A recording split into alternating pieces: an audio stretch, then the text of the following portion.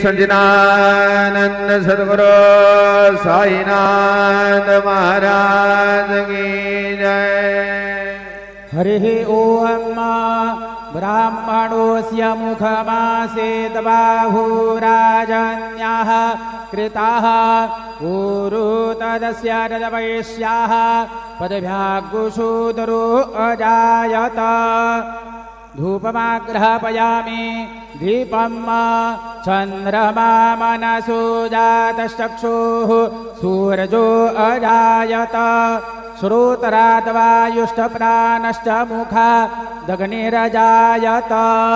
दीपं दर्शयामि धूपदीपान्तरेण महानैवेद्यं निवेदयामि।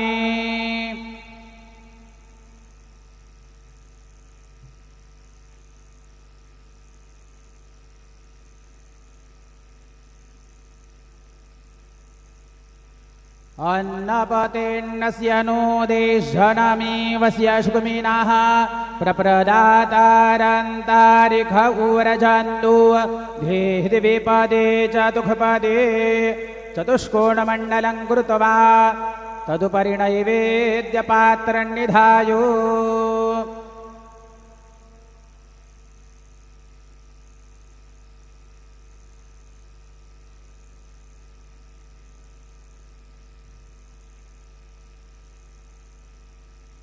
गायत्री मंत्रेण पात्रान् सम्प्रोक्षयेत। धेनवाः अमृतीकृत्य सत्यन्तवर्तेन परिखिञ्चामि नैवेद्यं निवेदयामि।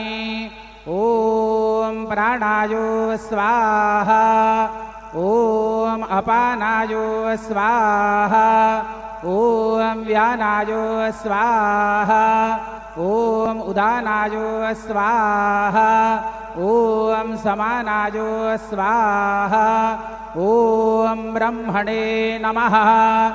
नैवेद्यमध्ये पानीयं समर्पयामि पुनर्नैवेद्यं निवेदयामि। ॐ प्राणायो स्वाहा ॐ अपानायो स्वाहा ॐ व्यानायो स्वाहा ॐ उदानायो स्वाहा ॐ समानायो स्वाहा ॐ ब्रह्मणे नमः। नैवेद्यं समर्पयामि हस्तप्रक्षालनं समर्पयामि मुखप्रक्षालनं समर्पयामि। सद्गुरु साईनाथ देवताभ्यो नमः। प्रार्थनापूर्वकं नमस्करोमि।